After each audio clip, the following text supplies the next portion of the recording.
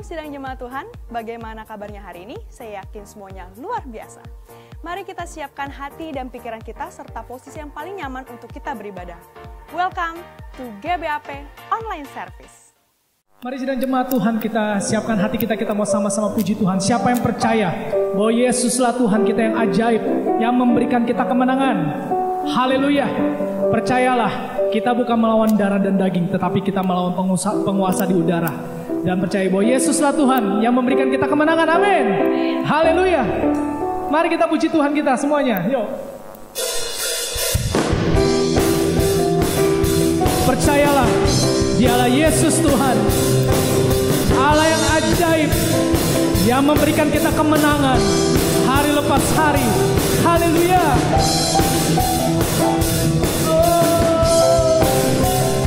Yesus, Yesus. Mari semua sidang jemaat katakan, Yesuslah Tuhan, Yesuslah Tuhan, Yesuslah Tuhan segala bangsa. Yesus Tuhan, Yesuslah Tuhan, amin. Yesuslah Tuhan, Yesuslah Tuhan segala bangsa. Katakan dimahkotai kebenaran, dimahkotai keadilan. Darahnya hancurkan semua musuhku. Dia pembebasku yang berkuasa. Katakan, Yesuslah Tuhan, amin. Yesuslah Tuhan, Yesuslah Tuhan segala bangsa. Yesus, Yesus, Yesuslah Tuhan, Yesuslah Tuhan, Yesuslah Tuhan segala bangsa. Dia dimahkotai kebenaran, dimahkotai keadilan. Darahnya hancurkan semua musuhku. Dia pembebasku yang berkuasa. Sebab peperangan kita bukan melawan darah dan daging. Sebab peperangan kita melawan roh-roh jahat di udara. Sebab peperangan kita bukan melawan darah dan daging. Sebab peperangan kita melawan penguasa di udara. Kenakanlah senjata Allah supaya kamu dapat bertahan melawan tipu muslihat iblis. Dengan imanmu katakan, sebab itu ambillah selengkap senjata Allah, lawan dan hancurkanlah musuhmu. Berperang sebagai laskar Allah, kibarkan panji kemenanganmu. Sebab itu ambillah selengkap senjata Allah, lawan dan hancurkanlah musuhmu. Berperang sebagai laskar Allah, kibarkan panji kemenanganmu. Wow. Haleluya. Katakan, sebab peperangan kita bukan melawan darah dan daging. Sebab peperangan kita melawan penguasa di udara. Kenakanlah senjata Allah supaya kamu dapat bertahan. Kami bertahan. Amin. selengkap senjata Allah. Lawan dan hancurkanlah musuhmu, berperang sebagai laskar Allah. Kibarkan panji kemenanganmu. Sekali lagi, sebab itu ambillah selengkap senjata Allah. Lawan dan hancurkanlah musuhmu, berperang sebagai laskar Allah. Kibarkan panji kemenanganmu. Kibarkan panji kemenanganmu. Sekali lagi, kibarkan panji kemenanganmu. Amin. Sidang jemaat Tuhan, mari kita kibarkan panji kemenangan Tuhan, sebab Dia Yesus Tuhan, Raja segala raja. Mari dengan iman katakan, Yesuslah Tuhan. Amin. Yesuslah Tuhan, Yesuslah Tuhan segala bangsa. Yesus, Yesus, Yesuslah Tuhan, Yesuslah Tuhan, Yesuslah Tuhan segala bangsa. Oh, haleluya. Berikan kemuliaan buat Tuhan kita Yesus Kristus, Raja segala raja. Haleluya, haleluya. Sidang jemaat Tuhan, percaya dengan iman bahwa Yesuslah Tuhan dalam hidup kita. Amin. Walau 1000 rebah di kiri kita, 10.000 di kanan kita, tetap Yesus Tuhan dalam hidup kita, yang akan membuat kita teguh dan memberikan kemenangan dalam hidup kita. Mari sidang jemaat Tuhan, kita siapkan hati untuk firman Tuhan pada hari ini. Dengan iman kita katakan lagu ini. Haleluya Yesus. Tiada pernah ku ragukan kasih setiamu ya Tuhan. Setiap waktu dalam hidupku tak pernah Kau tinggalkan.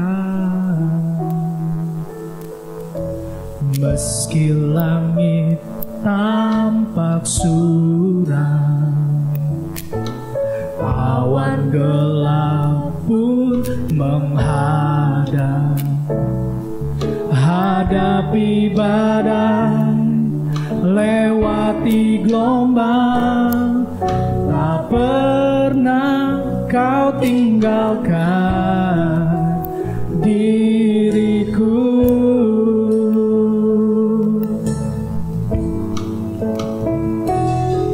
Walau 1000 rebah di sisiku, Kau tetaplah Allah penolongku. Walau 10.000 rebah di kananku, takkan ku goyah, sebab Yesus sertaku. Amin ya Tuhan. Tiada pernah ku ragukan kasih setiamu ya Tuhan. Setiap waktu dalam hidupku, tak pernah Kau tinggalkan.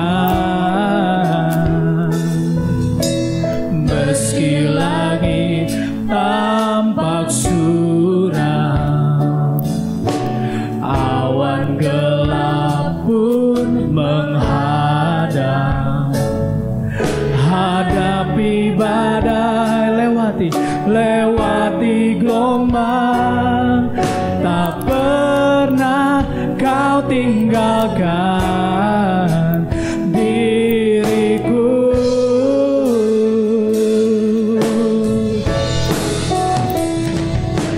Walau 1000 rebah di sisiku, Kau tetaplah Allah penolongku. Walau 10.000 rebah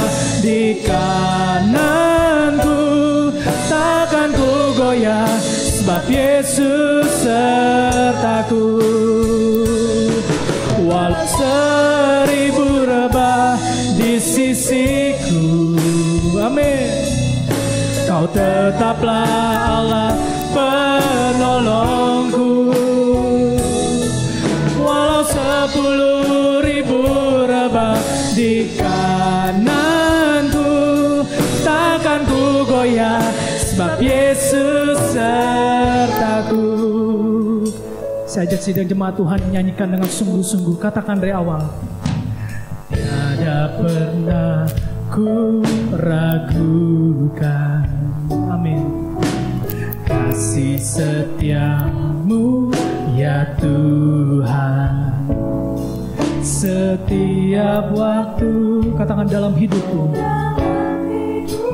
Yes Lord. Tak pernah Kau tinggalkan, meski langit tampak suram, awan gelap pun menghadang. Kami tahu Tuhan, hadapi badai Engkau, lewati gelombang, tak pernah Kau tinggalkan diriku. Mari sama-sama katakan dengan imanmu. Oh, walau 1000 rebah di sisiku, amin, Kau tetaplah Allah penolongku. Walau 10.000 rebah di kananku, takkan ku goyah, sebab Yesus sertaku. Sekali lagi. Walau 1000 rebah di sisiku, amin ya Tuhan.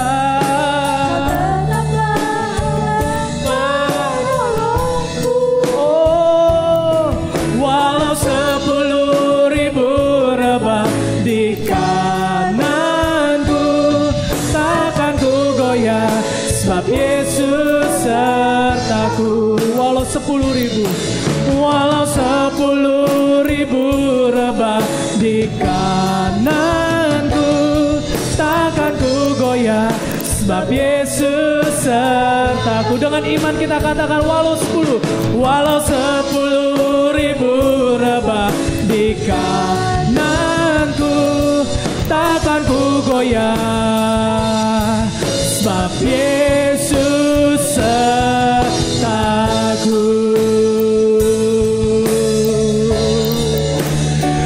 Kami percaya Tuhan, Engkau Yesus sertaku. Engkau Allah luar biasa dalam hidupku. Engkau Allah Immanuel, Allah besertaku. Engkau ada bersamaku melewati badai gelombang hidup. Haleluya.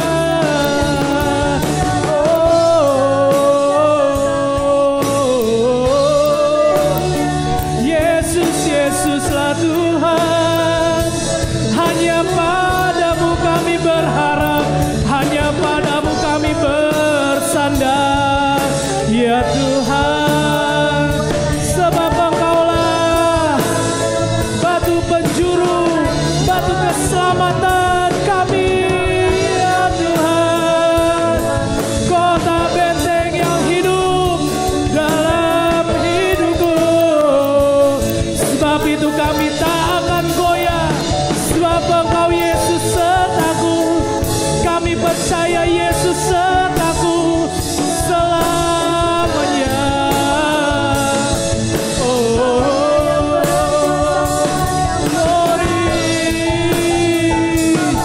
Glory bagimu Tuhan, glory bagimu,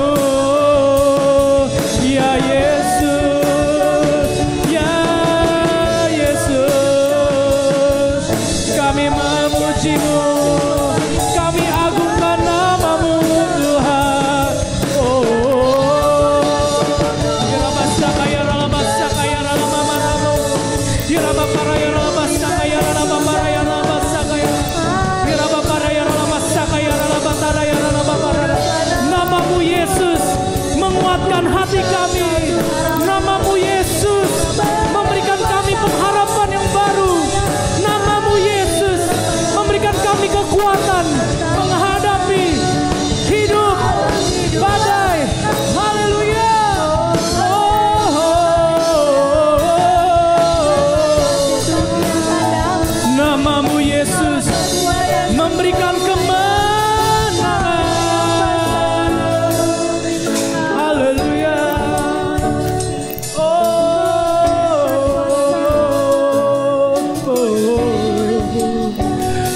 Thank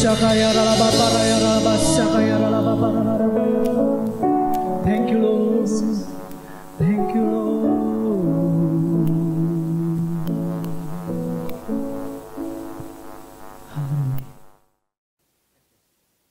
Shalom Bapak Ibu Saudara. Hari ini saya mendapatkan tema mengenai Know Your Enemy atau kenali musuh kita. Saudara, di Efesus 6 ayat yang ke-12, saya bacakan untuk Bapak dan Ibu. Efesus 6 ayat yang ke-12, karena perjuangan kita bukanlah melawan darah dan daging, tetapi melawan pemerintah-pemerintah, melawan penguasa-penguasa, melawan penghulu-penghulu yang gelap ini, melawan roh-roh jahat di udara. Bapak Ibu, firman Tuhan dengan jelas mengatakan bahwa lawan kita itu bukanlah merupakan darah dan daging.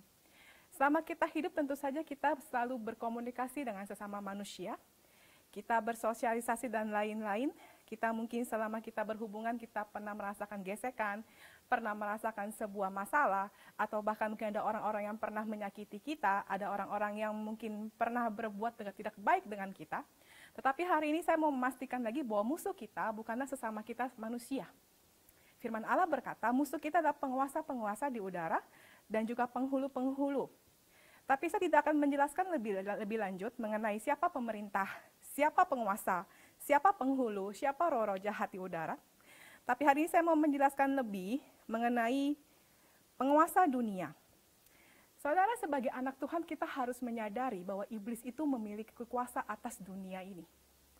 Firman Tuhan di Yohanes 14 ayat yang ke-30, tidak banyak lagi aku berkata-kata kepada kamu, sebab penguasa dunia ini datang dan ia tidak berkuasa sedikitpun atas diriku. Saudara, firman Allah berkata penguasa dunia ini. Jadi iblis itu sendiri masih memiliki kuasa atas dunia.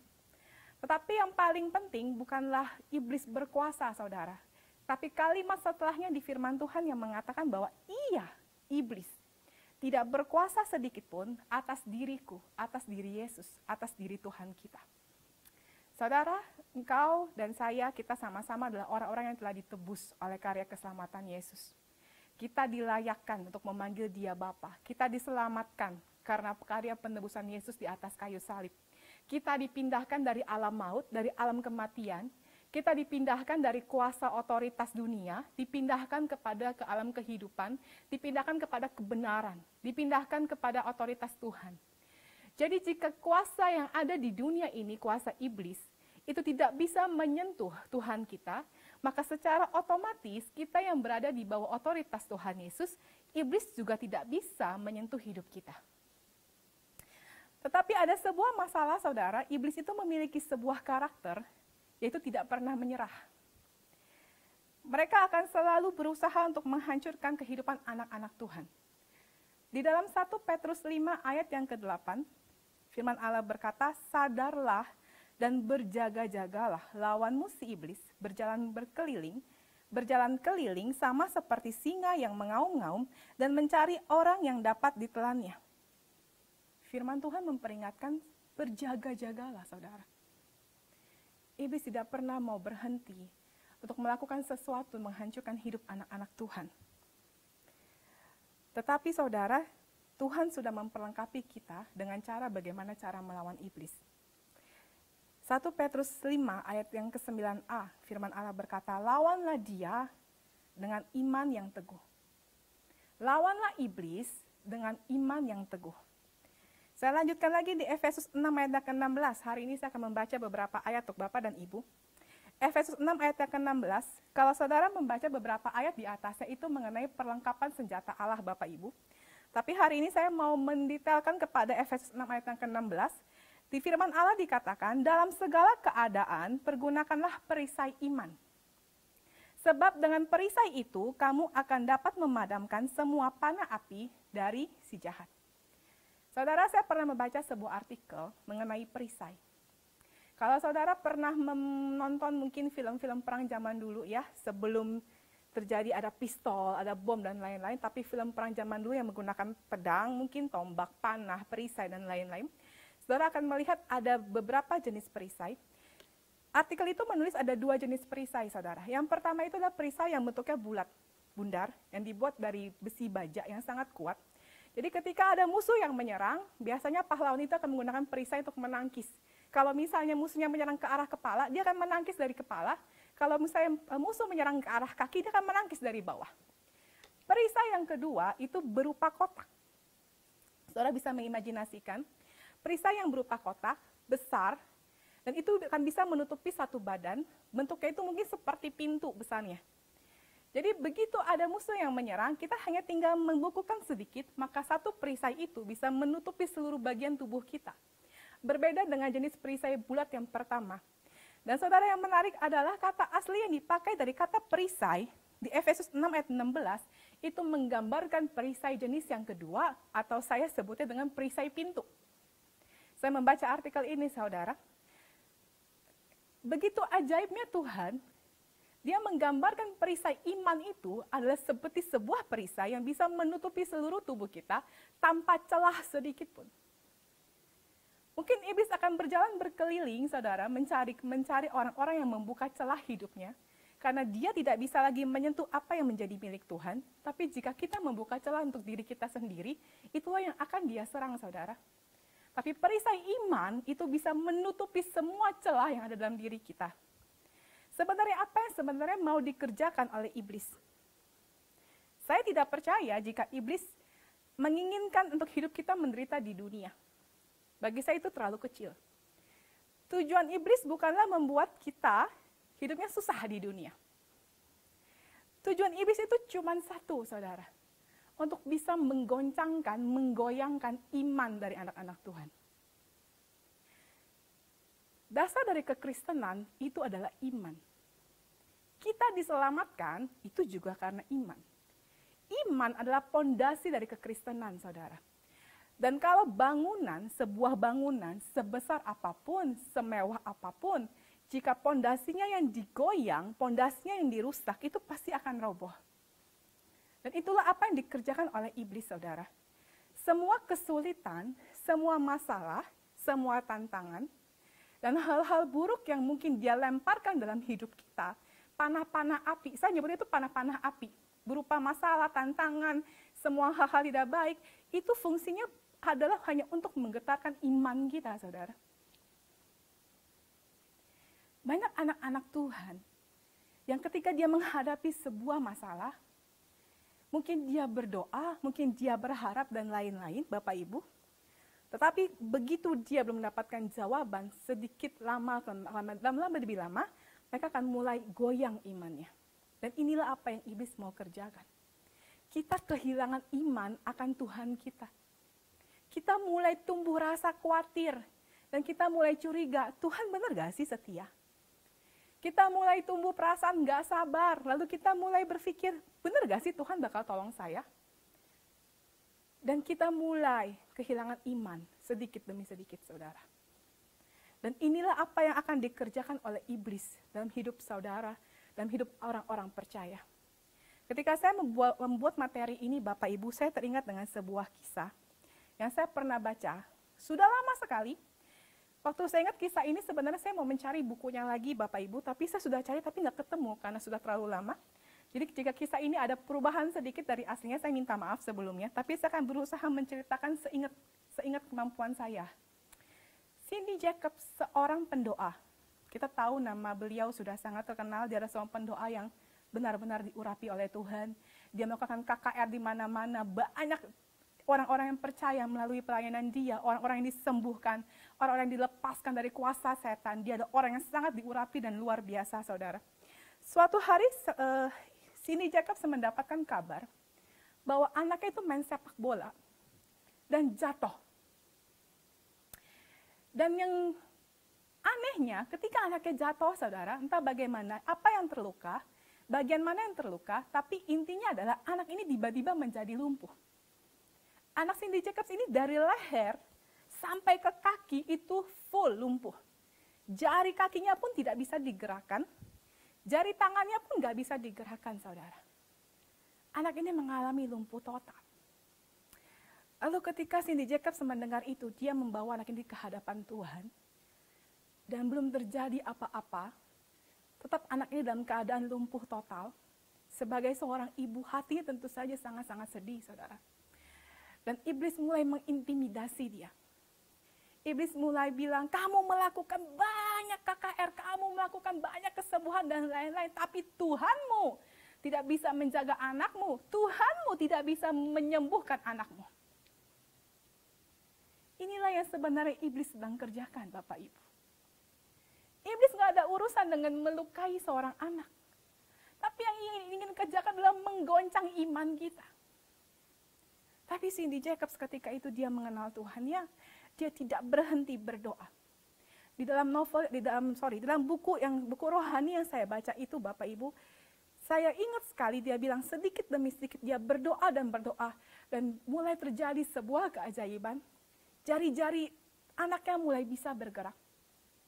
Lalu kakinya mulai bisa bergerak, lalu tangannya mulai bisa bergerak.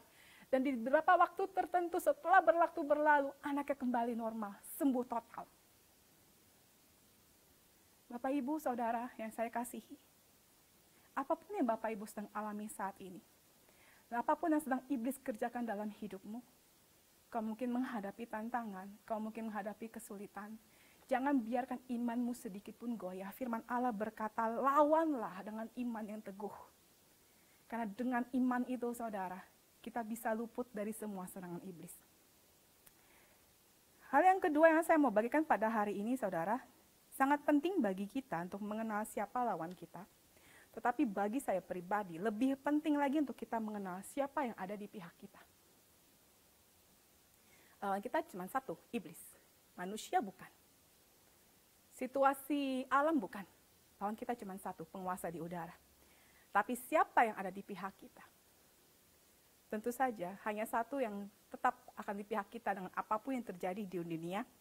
Dan itu adalah Tuhan Yesus. Saya membagikan sebuah firman Lukas 11 ayat 5 sampai yang ke-13. Lukas 11 ayat 5 sampai yang ke-13. Lalu katanya kepada mereka, jika seorang di antara kamu pada tengah malam pergi ke rumah seorang sahabatnya dan berkata kepadanya, saudara pinjamkanlah kepadaku 3 roti. Tetapi seorang sahabatku yang sedang berada dalam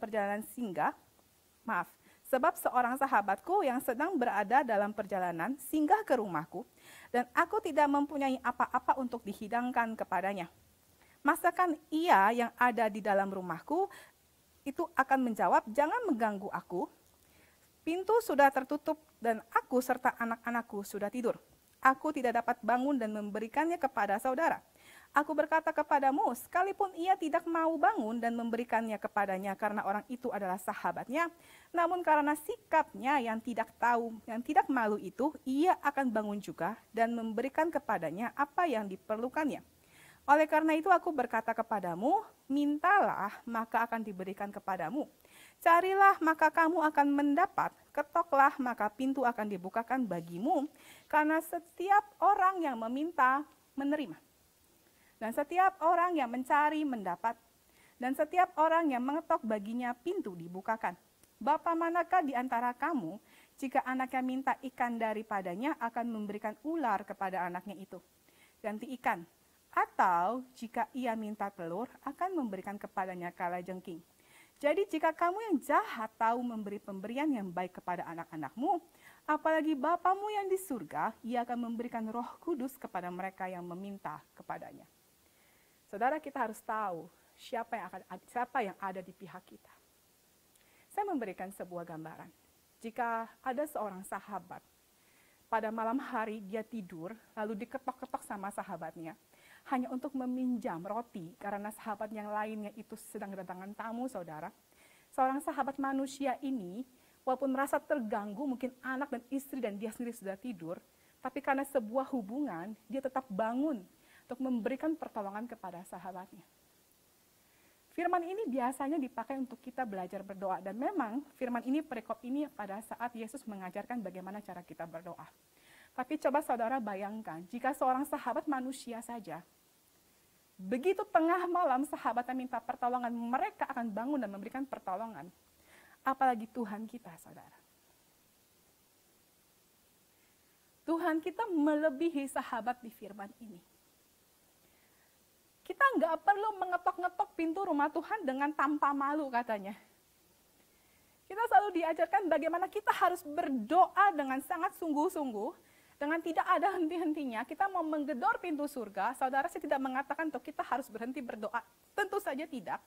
Engkau harus berdoa, dan seringkali kita harus berdoa dalam jatah waktu yang lama. Tetapi saudara, jangan memiliki sikap hati, jangan menganggap Tuhan kita itu seperti seorang sahabat manusia, yang kita harus gedor pintunya, baru mereka akan bangun dan tolong kita.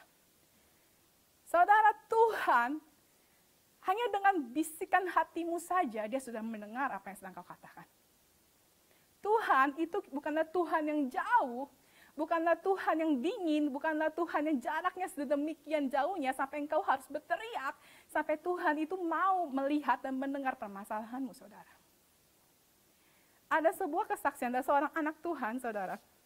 Dia pelayanan, dia melakukan banyak hal untuk Tuhan, dia mengasihi Tuhan sungguh-sungguh.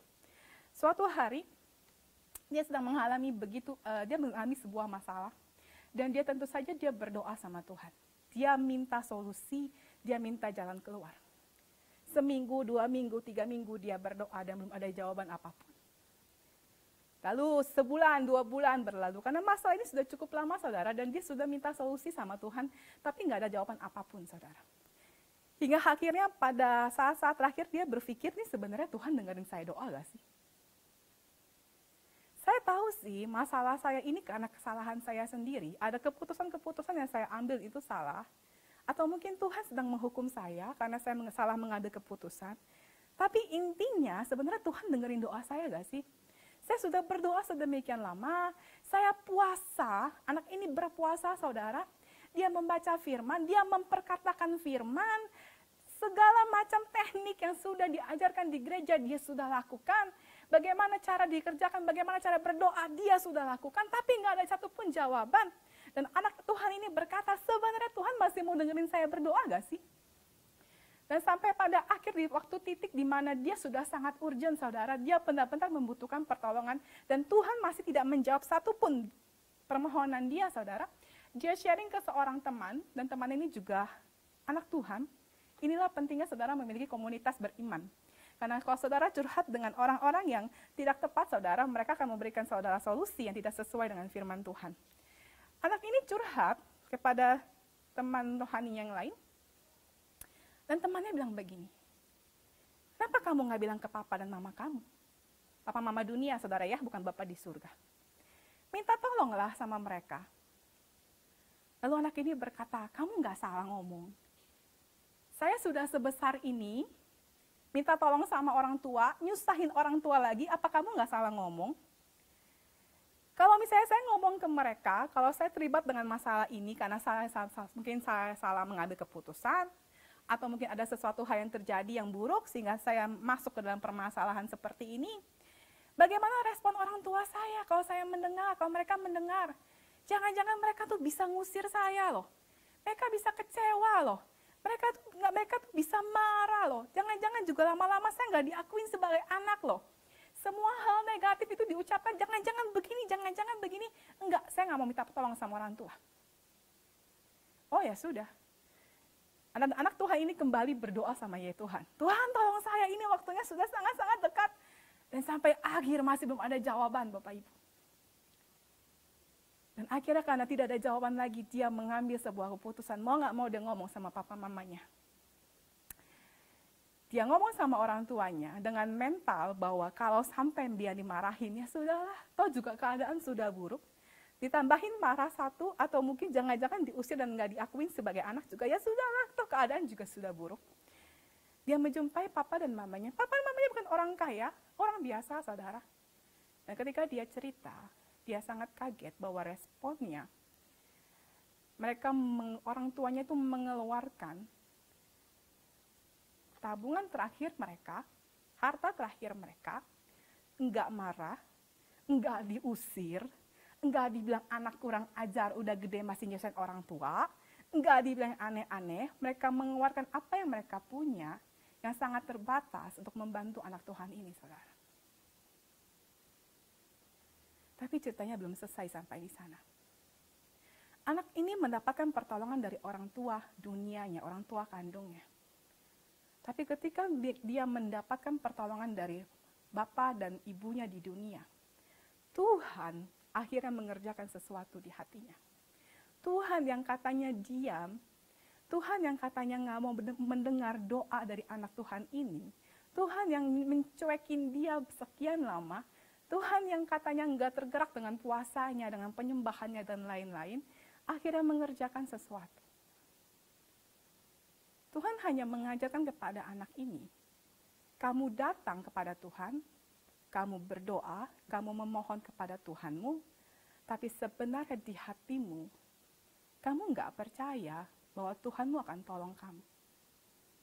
Kamu menilai dirimu, kamu anggap dirimu melakukan sebuah kesalahan karena kamu tidak bisa mengendalikan, kamu mungkin mengambil keputusan yang salah. Jadi kamu sebenarnya menilai dirimu sendiri. Apa pentingnya Tuhan tolong saya? Padahal saya terjadi kesalahan ini karena masalah saya sendiri. Saya yang salah sebenarnya.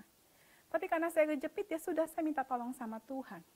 Dan Tuhan mengajarkan bahwa Tuhan mendengar doamu, mengasihimu, mau menolongmu, bukan karena kamu melakukan hal yang baik atau benar.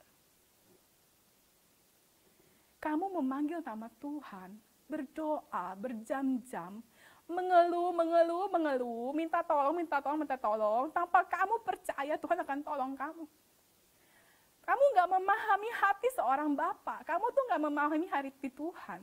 Tuhan adalah seorang pribadi yang akan tetap berdiri di pihakmu, walaupun kamu melakukan sebuah kesalahan terbesar sekalipun.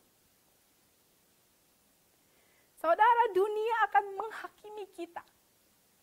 Dunia akan menilai, oh oke, kamu benar, oh iya kamu salah. Kadang-kadang bahkan mungkin mulut orang-orang manusia akan berkata, kamu tuh begitu karena kesalahan kamu sendiri. Tapi Tuhan kita bukanlah Tuhan yang seperti itu, saudara. Tuhan kita bukanlah sahabat yang jauh seperti yang tadi firman saya katakan. Dengan bisikan hatimu saja, dia sudah mengerti apa yang kau butuhkan. Tahun 2021, saudara, kita sudah menginjak bulan Januari, dan saya melihat situasi tidak berubah. Masih sama dengan Desember tahun 2020. Dan kita juga nggak tahu nanti beberapa bulan ke depan apa yang akan terjadi. Semoga keadaan lebih baik. Tapi bagaimana jika keadaan lebih buruk? Tetapi mau lebih baik ataupun lebih buruk, saya mau dan saya berdoa bahwa setiap anak-anak Tuhan bisa memulai tahun 2021 itu dengan powerful, dengan strong. Dengan iman yang tidak goyah dan percaya bahwa Tuhan, apapun yang terjadi di dunia, akan tetap berdiri di pihakmu. Saya tidak tahu bagaimana keadaan Bapak Ibu saat ini. Saudara, mungkin saudara melakukan sebuah keputusan-keputusan yang salah. Atau mungkin kau ada di dalam kondisi yang terjepit, saudara. Dan saudara mungkin berpikir, siapa yang bisa tolong saya? Atau bahkan mungkin saudara sudah lama tidak pernah berdoa sama Tuhan. Saudara sudah lama meninggalkan Tuhan. Atau saudara sudah jatuh kembali ke dalam dosa-dosa lama sehingga kita malu untuk berjumpa dengan Tuhan. Saya mau berkata, saudara, apapun keadaanmu sekarang, walaupun mungkin kau sudah lama tidak memanggil dia Tuhan, kau sudah lama tidak memanggil dia Bapa, kau sudah lama meninggalkan dia, kau sudah lama hidup kembali dalam dosa, Tuhanmu tetaplah Allah yang setia, dan dia tetap Bapa yang akan berdiri di pihakmu. Di tahun 2021, di awal tahun ini, saudara, mari dengan segala keberanian, dengan segala kerendahan hati, kita kembali kepada Tuhan. Dia akan menerimamu, dia akan mengampunimu, dan dia tetap akan mengasihi. Kasih-Nya tidak akan berkurang, saudara. Kasih-Nya saat ini masih sama seperti dulu, bahkan sebelum kita memanggil dia Bapa. Cintanya kepada kita, kepada saya dan kepada saudara, itu tetap sama. Dari dulu sebelum kita panggil dia Tuhan, sampai nanti kita menutup mata. Mungkin kita bisa berpaling dari dia, tapi Tuhan tidak akan berpaling dari kita. Kalau kita ada bersama dengan dia, saudara. Kalau kita tahu percis bahwa Tuhan, Bapa kita itu ada di pihak kita. Tantangan yang kau hadapi tahun 2021. Saya percaya kau bisa melalui itu semua. Bersama-sama dengan anugerah dari Tuhan. Yang kau butuhkan adalah kau kembali. Yang kau perlukan adalah mari kita dengan kerendahan hati kembali kepada Tuhan. Kembali memanggil dia Bapa. Dia adalah Bapamu. Sama seperti tadi anak Tuhan ini berpikir bahwa bapaknya akan marah kepada dia. Tapi ternyata papanya menerima dia. Begitu juga dengan Tuhan. Kalau saudara merenungkan tahun 2020 dan saya tidak mengerti apa yang sedang saudara lakukan, saya memberitahu saudara, 2021 ada sebuah pengharapan yang baru di dalam Tuhan. Kita harus tahu siapa musuh kita, iblis. Tapi yang lebih penting saudara, kita harus tahu siapa yang ada di pihak kita. Siapa yang bersedia mati bagi kita. Siapa yang bersedia menanggung dosa-dosa kita. Siapa yang memberikan kita masa depan yang cerah. Siapa yang memberikan kita kekuatan hari demi hari, saudara, itu jauh lebih penting. Dan jangan sampai kehilangan satu momen pun dari saat-saat yang penting itu, saudara. Dan lihat, kita akan bisa melalui tahun 2021 dengan penuh anugerah. Bahkan kita akan menyelesaikan tahun ini, saudara, untuk lebih tinggi, terbang lebih tinggi bersama-sama dengan Tuhan. Saya akan berdoa untuk Bapak dan Ibu. Terima kasih Tuhan untuk anugerah-Mu. Sehingga kami bisa melalui tahun 2020 dan kembali menginjakkan kaki kami di tahun 2021. Tuhan, kami percaya Engkau Bapa yang setia. Engkau Bapa yang penuh dengan kasih dan tidak pernah sedikit pun Engkau goyah Tuhan. Cinta-Mu tidak pernah sedikit pun berubah. Karena Engkau sudah memberikan yang terbaik pada kami, yaitu anak-Mu yang tunggal Kau korbankan Tuhan, supaya menyelamatkan kami. Orang-orang yang tadinya harus binasa dan akhirnya kembali menjadi hidup. Tuhan, tahun 2021, kami sekali lagi menyerahkan hidup kami kepadamu. Kami menyerahkan, kami percaya, kami beriman bahwa hidup kami di tangan-Mu adalah jauh lebih aman. Bahwa Engkau Allah yang menjaga, bahwa Engkau Allah yang memimpin, Engkau Allah yang membawa kami keluar. Kami percaya Tuhan, apapun yang terjadi di dunia ini, sekali lagi kami menyerahkan hidup kami kepada Engkau. Tuhan, kami berdoa untuk setiap saudara-saudara kami yang mungkin saat ini membutuhkan pertolongan. Kau Allah yang mendengar, Kau bukan Tuhan yang jauh, dan Kau bukan Tuhan yang dingin. Kau Tuhan yang sangat dekat, Kau Tuhan yang peduli. Mari Tuhan, Kau berurusan dengan masing-masing pribadi. Biarkan setiap dari saudara kami yang membutuhkan pertolongan-Mu, itu menerima pertolongan dari Tuhan. Imannya kembali dibangkitkan Tuhan, imannya kembali diteguhkan. Sehingga mereka tetap percaya dan penantian Tuhan, sampai Engkau sendiri yang memberikan kelegaan dan jalan keluar. Terima kasih Tuhan, kami membawa tahun 2021 ke dalam tangan-Mu, dalam nama Yesus kami berdoa. Amin. Kita telah mendengarkan kebenaran firman Tuhan yang telah disampaikan oleh hambanya, di mana kita mau belajar bahwa ternyata musuh terbesar kita juga diri kita sendiri. Mari kita tetap sama-sama berpegang teguh sama Tuhan, berjalan bersama Tuhan apapun keadaan kita saat ini. Selanjutnya, kita akan memberikan persembahan yang terbaik bagi sidang jemaat Tuhan yang ingin memberikan persembahan, boleh scan barcode di bawah ini.